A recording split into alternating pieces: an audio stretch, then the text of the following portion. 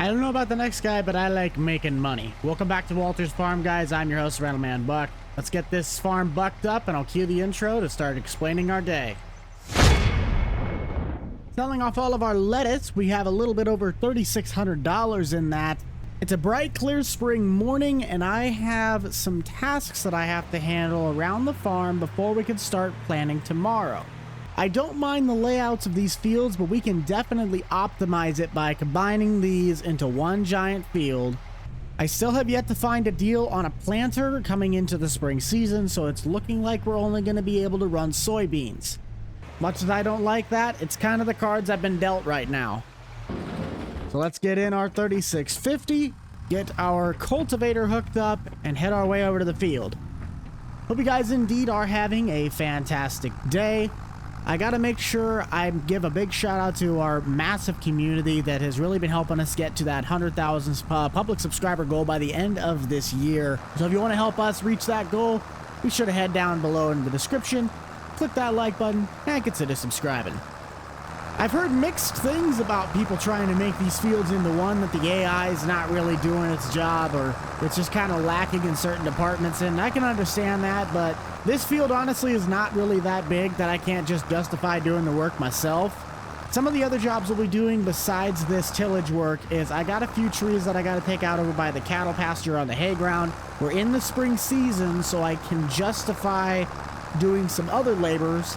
I'm probably going to work mainly with haying contracts, trying to take a page out of Grandpa's book. It doesn't sell for nearly as well, but it's extra cash that I can do with the equipment I have and get it done quickly. I really wish I could sell that shed because it's kind of physically pointless sitting there, but I'll try and get a majority of this work done. We'll check back in with you guys, and there's something more entertaining to do. This is going to be kind of tedious. A few moments later. I'm gonna have to look into getting some sort of a rock picking system since the subsoiler really brought up some massive clumps. Finishing out our new field boundaries though, this thing looks awesome. I like it. I like our expansion. That does raise the question if I want to start expanding this field too, and I think I will. When I look down over the landscape, it definitely seems like we have room to expand this. That's not too steep of an incline going up the side of the hill, so I might just start taking that out. The difference between a map like this and a map like Nebraska was that the ditches on Nebraska were so steep that the header of the combine could not get any closer because it would just bottom itself out. Then you'd be left to try and like turn the combine, do something weird, and get the header to be able to actually make contact with the ground. Things like this, if I were to try and make it go up there or right next to the road, it wouldn't be able to pick it up. But this, it's such a gradual shift up to the side of the road, I can justify making it go up to the side of the road. This is definitely looking better, I'll say that much. We're gonna have a lot more area, a lot more crop. It will cost me more in seed, but I'm willing to take that risk. That should really do it for this field, so let's head over to that tree line, and I'll show you guys which ones I'm gonna be taking out. So when we roll over here, these two buggers, they just get in the way of being able to really cut this grass down because I can't get behind it. It's not like they're a complete disaster, but I could easily cut more grass if I got them out of the way. Using one of my favorite mods, Lumberjack, that takes care of that one. Let's try and not want to beat something senseless and take this bad boy out. Nice. Kind of a bit more of a pain than it was in 22, just due to the way the trees work. Whoops. I guess we don't get to sell a tree. It probably would have gotten me like 3 cents anyway. Let's get rid of the stump. See what I mean though? Opens that up nicely so we can actually get the mower back in there. 3 cows are still doing good. We filled up the tank with water last night, so they are all up and kept. We don't need to do anything with them. Pretty sure that now would be a good time to start digging out that cedar so we can get it fully prepped for tomorrow. I don't think I'm gonna have to pull the combine out, but you know, I've been wrong before. There's a very good chance I'll probably be wrong again. I might be able to sneak that out. I do have to get this out of the way though first. Took a wee bit of wiggling, but we got it out. I would hope that we have enough seed in the hopper to get us through the planting season. Uh-oh. You're gonna tell me that we can't plant beans with the seed drill anymore? Giants, why you gotta do us like that? The seeders used to be able to plant soybeans. Come on now. I guess on the bright side, if we really, really needed to, I could justify having this. If we were to lease it, $3,300, and I just maybe kept it for 2 seasons and then sent it back, we might be able to justify selling the seed drill that we got and just use this. Because our seeder is only 4.6 meters and this thing is 6.7. So we're already making up our time. We'll head down to the dealer. We'll make the trade. What sucks is that I built that shed specifically for this seeder. So every turn I'm trying to make on this farm, there's some sort of a backlash that keeps throwing us backwards. I don't have to get into more debt though to get this part done. So that's a plus. What I love about playing the game like this is that you guys can clearly see that I'm human and learning in the process. Apparently this seeder also folds up. I didn't know it did that. But now since we have a planter, we can logically plant corn. I'll start filling the planter up with seed. I'm going to have to run and try and find the suitcase waste though. So once we get this planting rig set up, we'll check back in with you guys once we start getting our first poles in. I think it's time to get planting. The tractor's already all warmed up. We are going to plant this corn. I'm making the executive decision right now. I'm going to put corn in all of this. We're going to rely off the amount of volume that we're going to be able to get. So it's going to be crucial that I put the right amount of fertilizer down. We already did all of our pH balancing. So this should be some very good high yielding corn. We'll start out with the headlands and then we're going to work our way around the up and down passes. I was taking a look in the auction house a little earlier, and I saw something that was so tempting that I just about went down to the bank. For basically $29,000, things like 57% off, we could get ourselves a 9755 Alice. It has 28.5 hours on it. I've had one too many fiascos already happen on this farm, so I can't justify making more mistakes. The one thing I hate about this planter is that it is a 9-row planter. I tried recounting multiple times to make sure my eyes were correct, but it's a 9-row planter, so sadly I don't have an 18-row header, but I'm doing the best with what I got. Let me know down below, guys, have you been having fun with FS25, and have you really learned anything about the game? I'm starting to learn each and every day. There is a lot of stuff that changed in the minute details about this game compared to FS22.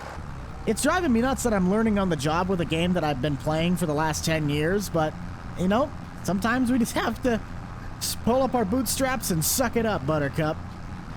Bambi is in the field. I repeat, Bambi is in the field. We also have a boatload of rocks. Not good. Something you guys will probably end up enjoying is that this weekend I am heading back out to Grant and Spencer's to help with the tiling once again. Have another video for you guys sometime mid next week. And if you guys haven't seen or heard yet, the long-awaited County Line Return series that involves me, the formal Pickle, otherwise known as Jake, Grant, Austin Farmer, and Fearsome Rhino, otherwise known as Nate, then go check that out. We got a playlist for you. We're going to start making some action back again like the old days. I'm going to try and make this field edge straight so I can do east-west runs. Field's longer now than it is tall. So we're going to change the planting path. Hopefully that doesn't affect my yield, but we'll have to see. Daryl's rates are skyrocketing through the roof to come out here and help me, so I'll have to just do the work myself. Cue a little bit of music for you guys so you can have some wonderful field work. And let's get this planting season fully underway.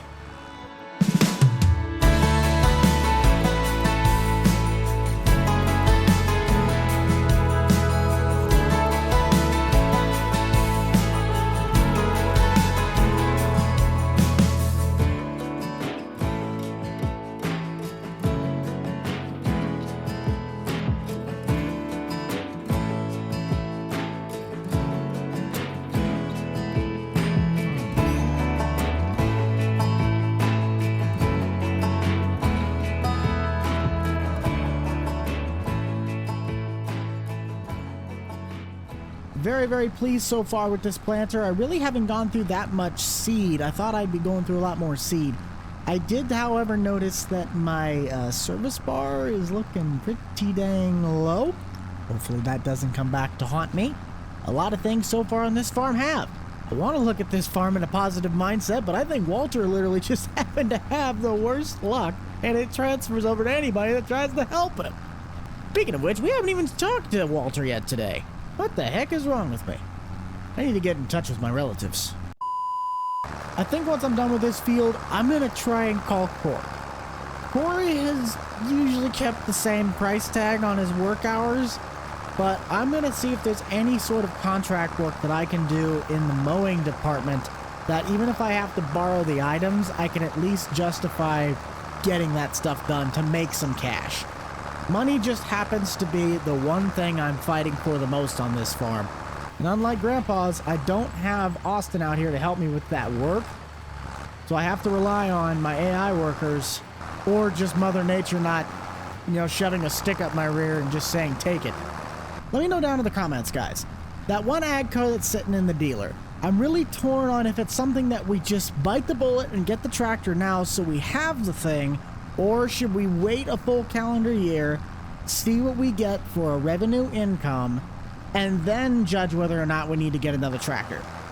All that's really left is this little back segment though, so we'll jump over to the other field, start planting on that side, and then we can start addressing our situation from there. For curiosity reasons, I'm gonna head to the AI. Wait, there. Hey, Corey, stop! We can't have anything nice, can we? Okay, let's try that again. We head into the AI. We set it to headlands. Yeah, it already has the field marked out. So let's just see. Can we get Corey in here again? There he is. I'm gonna spy on him here for just a wee bit. While he's doing this, I'm actually gonna go run into town and see if I can't pick up a cheap fuel tank for the farm so we can stop leasing that Thunder Creek trailer. As much as I'd love to keep that thing, I just cannot justify having a $30,000 fuel trailer to have one tractor use it. I mean, the combine would be likely to use it, but I'm so close to my home farm, it makes no sense to have it. Corey's not doing that half bad of a job either. I think the issues I was hearing is that when you combined those fields, the AI didn't really know that was 3 separate fields. That might be the issue I'm thinking of. But for what I'm doing, this is working fantastically. Corey, you do your thing. I'll check back in with you a little later. Please don't screw up. I don't have Kevin to replace you anymore. I would think the farm store in town would have something cheap. I don't want to spend any more than probably $700-800 on this thing, but it gives us a place to store fuel and not have it be a problem. We'll just call out the co-op if we need someone to supply us fuel. Jumping into our catalog, does look like we have about a $750 option, holds 3,000 liters, equating to just under 800 gallons of fuel, about $790. It's about the only one I'm really able to afford, so we're probably just going to go with it. I'm going to make sure I take that diesel out that's still in the trailer. Ain't no way the dealer's getting fuel that I paid for. With that transferred in, I'll call the co-op, get this tank filled up, and we'll check on what Corey's doing. Looks as though he's moving right along, already done with the headland passes. That is awesome. I'm really hoping that Corey can regain his reputation after the stunts he's been pulling these last couple of years. Why is he starting the passes that way? Corey, you're not making any sense. What's happening? Oh, he's just going this way, and then he'll probably start doing the other passes once he's done. Got it. That makes more sense. Let's take a look at those contracts, though, and see if there's any kind of work that we might be able to do. I got some deadwood, fertilizing, hoeing, plowing. Nice. Rock removal, weeding, and wood transport. Nothing really that I could do with my own stuff right now. I mean, there's some jobs I might be able to, but it'd be easier just to say take this job and borrow all the stuff, which we actually could do. That's $4,500 to just spread fertilizer on a field. It wouldn't even take that long. I mean, I am looking for ways to make some money, so why not? Go do that. If I'm going to be taking on these jobs, though, I'm going to need to stop and get some fertilizer. But I don't think I've driven a Deutz-Fahr, like actually had to drive one, since FS13. This is kind of cool. Ooh, fancy inside. You can definitely tell that is a German gauge cluster. Our luck is kind of starting to change. The fertilizer was provided by Walter, so we don't have to have any input costs. We just literally had to borrow the equipment. We're going to knock out the smallest one first because it's also the furthest away. I'm going to go out on a limb. I think we're going to be able to get this job done relatively quickly. Look at the spread width on that thing. That is massive. I mean, we're only able to go 11 mile an hour, but that's besides the point. It's like, this is a one pass and done deal. Distribution rates are looking good, but that's already one job done. Move on to the next field. What really sucks is that I'd like to get some haying contracts so I don't have to borrow other people's equipment, but when it's the only jobs that are available, I guess you gotta take what you can get. Now to find the fastest way to get to field 85. It looks like it's gonna be going through this alleyway. I have yet to go down this road. Aha! Here's our next contestant. Get some steering assists lined up so that way our rows can be really straight and I don't have to do this. Well, that's simple. It's 3 passes. GPS has been lined up, and we are spreading. Hey, look at how wide those passes are. No wonder this thing only takes 3 passes. Note to self, if you see any sort of fertilizing contracts, take it. There is pass number 2. Let's set up our run and get going on pass 3. Giants did confirm my suspicions, though. The Deutz Fahr has a different GPS sound than the case, meaning brands have their accurate GPS sounds. That's pretty cool. I think we can do the rest of it from here, just kind of follow the orange line. And that is contract number 2. Beautiful. Let's boogie over to that last one, which I think this one's really close to my farm. 12 seconds later. I stand corrected. 87 is on the complete bottom side of the map, so we're going to have a little bit of a road trip. Oh, this is actually a really cool looking road. Whoa. Okay, I got you, Giants. Gonna have like scary camping on this road with the way the fog works. There we are. I didn't really check how many passes this one had, but by the looks of the size, I presume it's about the same as the last one. Maybe 1 additional. I'll tell you what though, this cab definitely beats out that 3650. I feel cramped in that thing. Sound guards aren't bad, don't get me wrong, but the cab space in those things compared to modern tractors is atrocious. Didn't even need to use a full tank on this, so that really does help me out.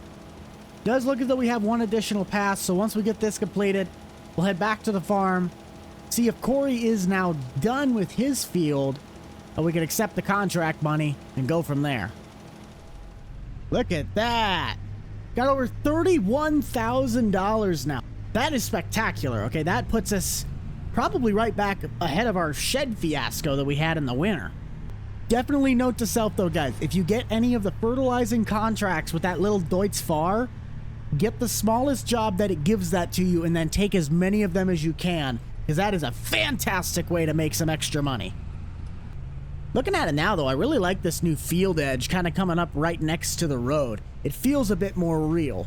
Although I am kind of missing that drive-through lane that I could take to just get all the way to the other side. Oh yeah, Corey's definitely done.